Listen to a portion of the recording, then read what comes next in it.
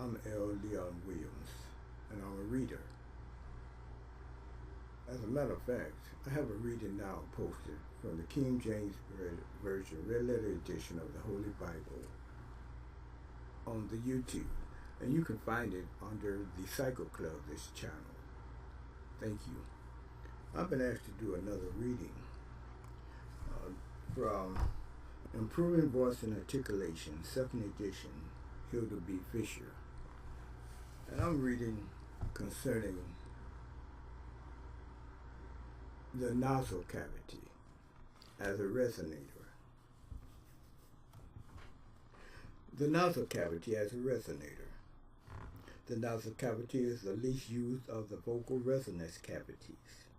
This is fortunate, since it is less subject to volitional control of size and shape than any other part of the entire vocal tract.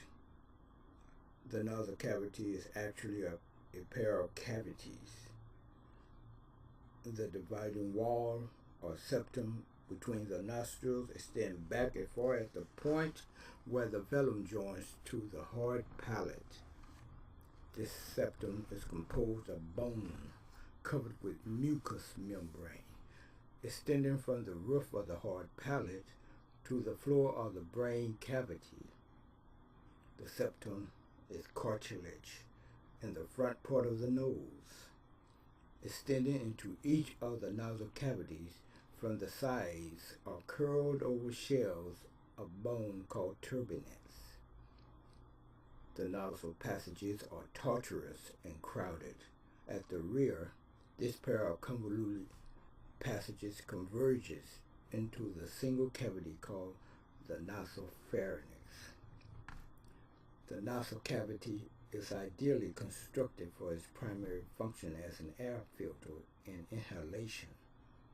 The great expanse of mucous membrane closely convoluted passages warms the incoming air before it reaches the lungs, while the innumerable small hair cells on this membrane trap dust particles to prevent their entry into the lungs. As a resonator, however, the nostril cavity is not well constructed, and its shape and size cannot be varied by volitional control. The only muscular controls for passage of the breath or voice out of the nostril cavity must be exercised at the exit, the nostrils, or the entrance, the velum. The size of the nostrils can be regulated, but some individuals find it as strange as wiggling the ears. The nostrils can be constricted, narrowed by a muscle which runs across the nose. They can be spread wide open by tensing a short muscle which runs from each side of the nose to the cheek. The resonance value of either constricting or enlarging the nostrils has not been established. I would like to read now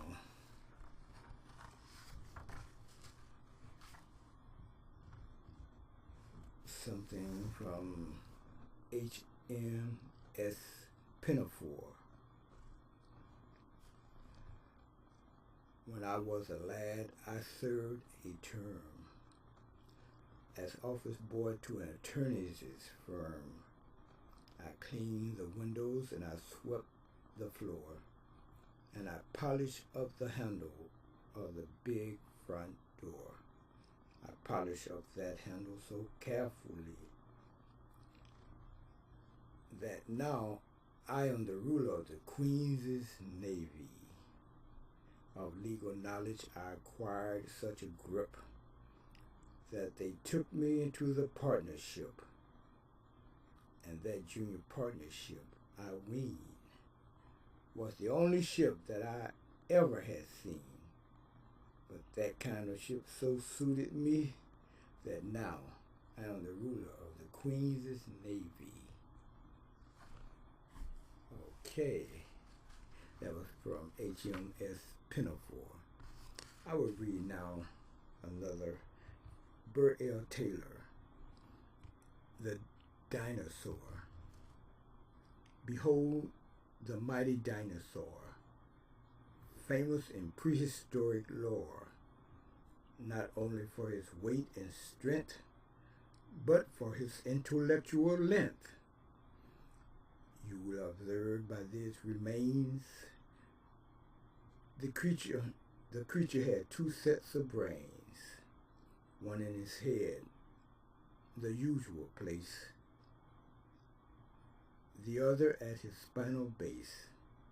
Thus he could reason a priori as well as a posteriori. No problem bothered him a bit. He made both head and tail of it. So wise he was, so wise and solemn. Each thought filled just a spinal column. If one brain found the pressure strong, it passed a few ideas along. If something slipped his forward mind, 'twas rescued by the one behind. And if in error he was caught, he had a saving afterthought. As he thought twice before he spoke, he had no judgments to revoke, for he could think without congestion upon both sides of every question. Oh, gaze upon this model beast, defunct 10 million years at least. Okay, that's the dinosaur. Now we shall read from Please Don't Eat the Daisies. But let's go to the heart of the matter. All these dice that appear so monotonously in the flossy magazines, who are they for? Are they aimed at men? Certainly not. Most men don't read these magazines. Are they intended for fat teenagers? Probably not. Teenagers can't afford them. Do not ask for whom the bell tolls. It tolls for you, married woman, mother of 3, lumpy, dumpy, and the source of concern to practically every publication in the country. And why? Why is the married woman being hounded into starvation in order to duplicate an ideal figure which is neither practical nor possible for a person her age? I'll tell you why. First, it is presumed that when you are thinner, you live longer. In any case, when you live on a diet of yogurt and boiled grapefruit, it seems longer. Second, it is felt that when you are skin and bone, you have so much extra energy that you can climb up and shingle the roof. Third, and this is what they're really getting at, when you're thin, you are so tasty and desirable that strange men would pinch you at the A&P, and your husband would not only follow you around the kitchen breathing heavily, but would stop and smother you with kisses as you try to put the butter back in the icebox. This, and I hope those in the back of the room are listening, is hogwash. Think of the happy marriages you know about. How many of the ladies are still wearing size 12? What have I discovered? Attention, beauty editors everywhere. Beauty editors everywhere. Is that the women who are being ditched are one and all willowy, one-alike, and slim as a blade. That the 14 divorcees are about to be divorcees, whom I happen to know personally, or then may be nothing more than a coincidence. are. Or it may just prove that men don't divorce fat wives because they feel sorry for them. The real reason, I believe, that men hang on to their well-endowed spouses is because they're comfy and nice to have around the house. In a marriage, there's nothing that stales so fast as physical beauty. What actually holds a husband through thick and thick is a girl who is fun to be with. And any girl who has had nothing to eat since 9 o'clock this morning but 3 hard-boiled eggs will be as jolly and companionable as an income tax inspector. Jean Kerr. That will conclude the reading. Please stay tuned for more reading from L. Leon Williams.